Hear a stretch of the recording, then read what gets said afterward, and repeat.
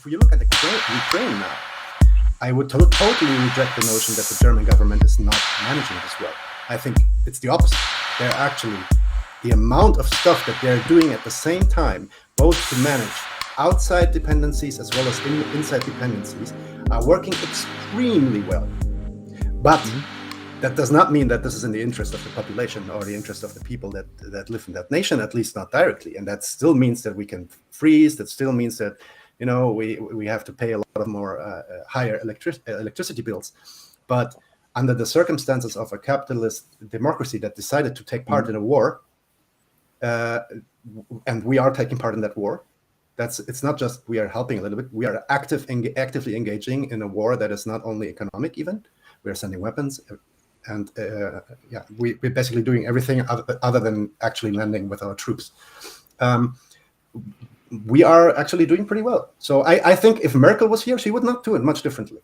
I think the one difference maybe is, and that is an external difference, is that the situation has changed to a degree. If you look 6-7 years ago, Germany was the biggest, agitator for a diplomatic solution in Ukraine. I mean, Minsk basically came at the hands of Europe, right? So, and the US didn't like that. And the US were fighting that for a long time. The US were fighting Nord Stream 2 for a long time. They didn't like this kind of relationships that are today being called dependencies that we had towards Russia, right? So, and they managed to, or like the whole military-industrial complex of the NATO managed to get us into a situation where Germany now has to choose.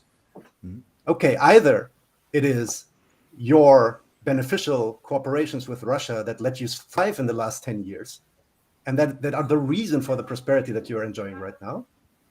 If you do that, then that means you have to go against the US. You have to go against the US if you want to do that. And then the decision is clear. There would not have been another decision by Merkel in any way, shape, or form. And once you decide, then, okay, we go pro-NATO, we try to change the world a little bit, we try to gear it a little bit to our expectations and our demands, and try to extend our own power. But the moment that this doesn't work anymore, like in this case, we say, okay, full on NATO, full on US. And in that moment, you have to just manage the fallout from all of this. And that's also why you have such vicious military and war rhetoric going on in Germany right now at all levels, both from the people as well as from the politicians. And I think, to be honest, I think Merkel probably would have done very, very much the same. I do think so.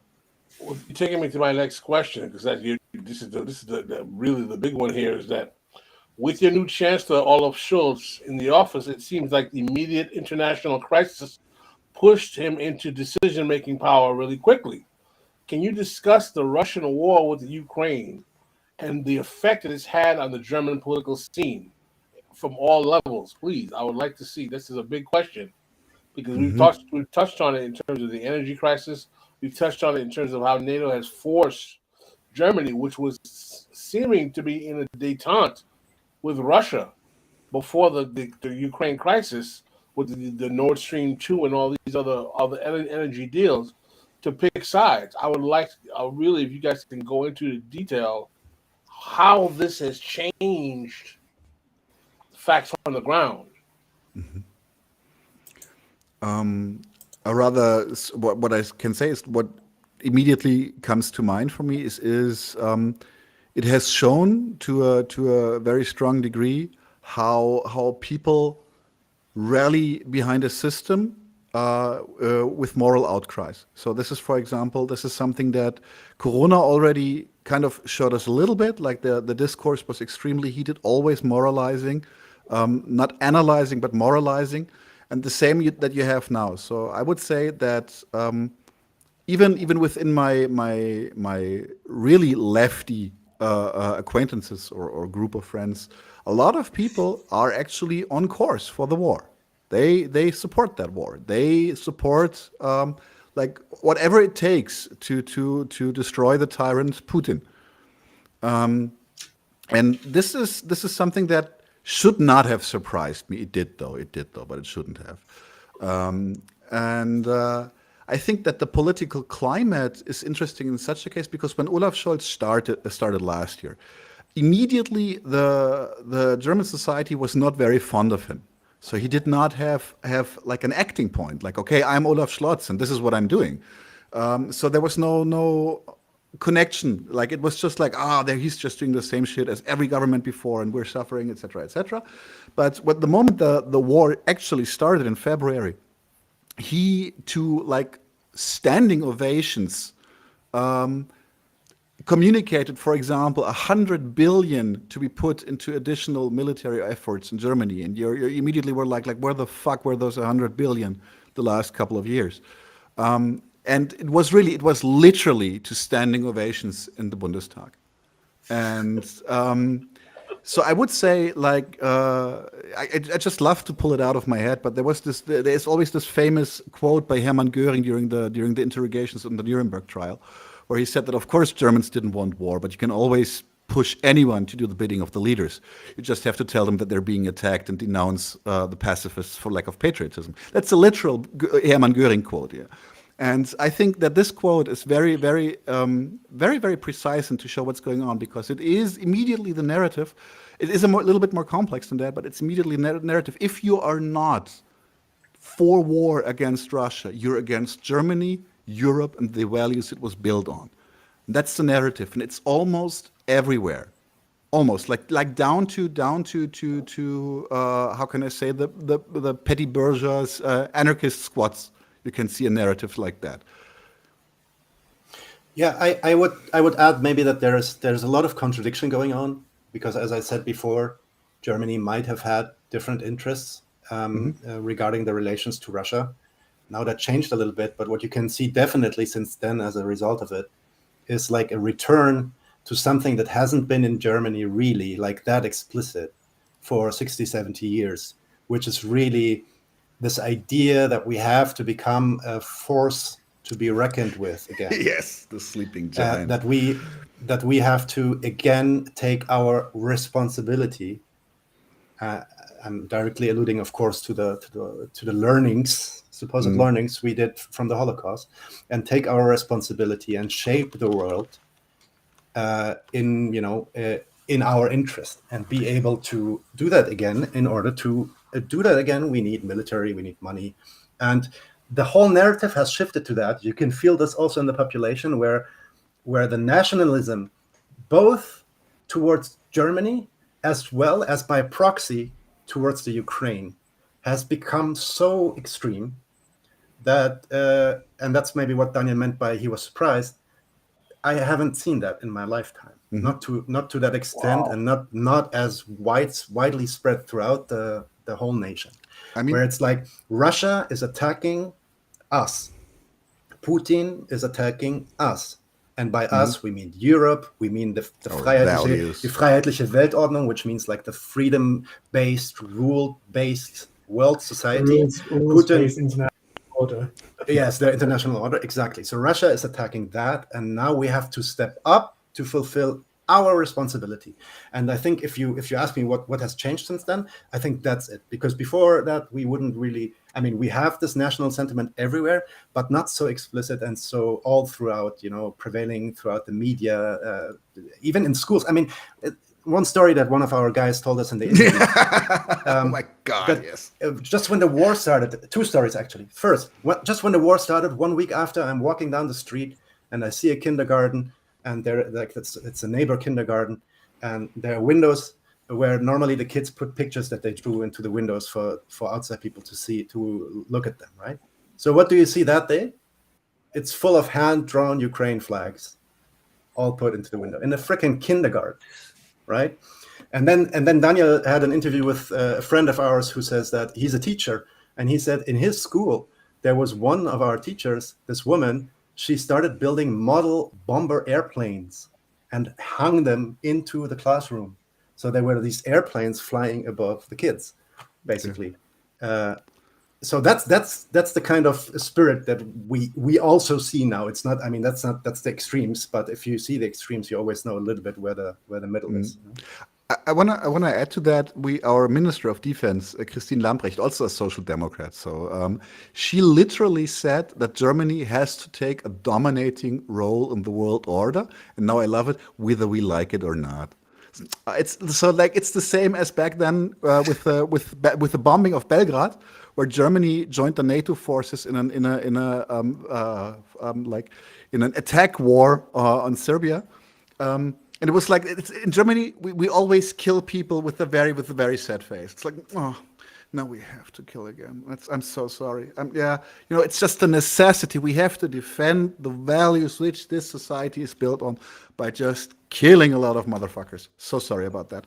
And what Lambrecht literally said that, like even if we don't want to be like the dominant military force in the world, it's out of our hands. We just have to. Sorry about that. Sorry.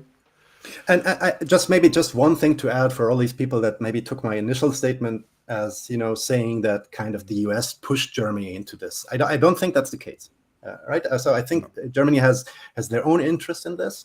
I do think the US is the main driving force behind the war in Ukraine. And of course, that means Germany has a lot to react to. But what you can see now is that the intention is to reestablish Germany as a military force to reckon with in the world.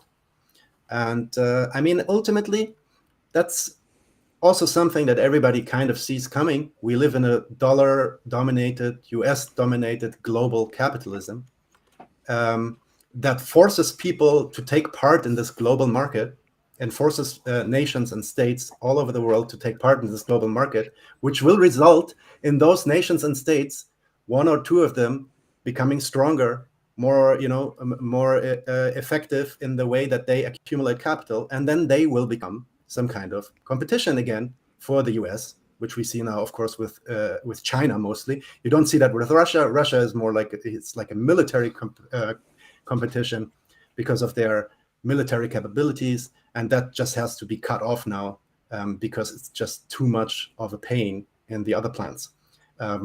So I think Germany is on its way there. I don't think I don't want to say like Germany wants the world, once again become the Fourth Reich or something like that. I'm not saying that's what they're trying to do, but they are interested, like every other capitalist nation, to use other nations to their benefit, and they see a good moment now for something that has been kind of it has been like you don't go there. You don't speak about remilitarization in Germany. This is something that is kind of like forbidden, even though it has happened constantly. But this open display of that, like again, Germany becomes this military power. This is something that is new, and Germany took the Ukraine war as an occasion to do that. Why do I say this? There is another. We wrote an article for Sublation also. You can read into this. But this plan for the 100 billion, it's not, it was literally communicated one day after the start of the war. There were less than 48 hours going into the start of the war to communicating the 100 billion. So this plan has been on their desk since months. Actually, in October. We have reporting from Spiegel that they had that in mind since October already. And obviously they were waiting for the right occasion to do this, where it doesn't look as, suspicious maybe, right? And also, it's you can also read that in the Sublation article that Fabian and Nadim wrote. But it's also the 100 billion are more than the US demanded, like way more. It's more than the percentage of the gross income product. It's by the way, it's 100 billion plus the 2% annual spending. So it's on top, right? Yeah. So we will still have the 2% annual spending every year now.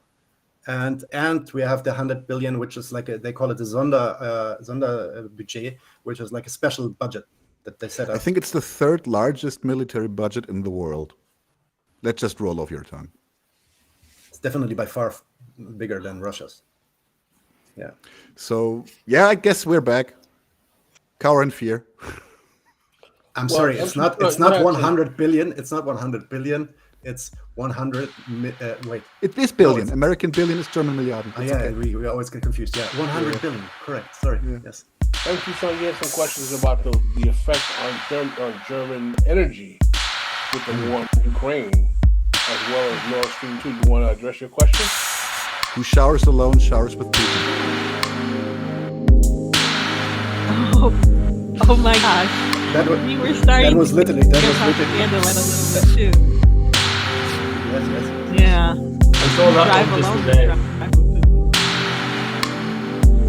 Putin. Yeah. Great bookie, man. Look at me. Thank you for watching. Please don't forget to hit like and subscribe on your way out. You can catch the live stream of This Is Revolution every Tuesday through Thursday at 6 p.m. Pacific Time and Saturday, 9 a.m. Pacific Time. This is Revolution.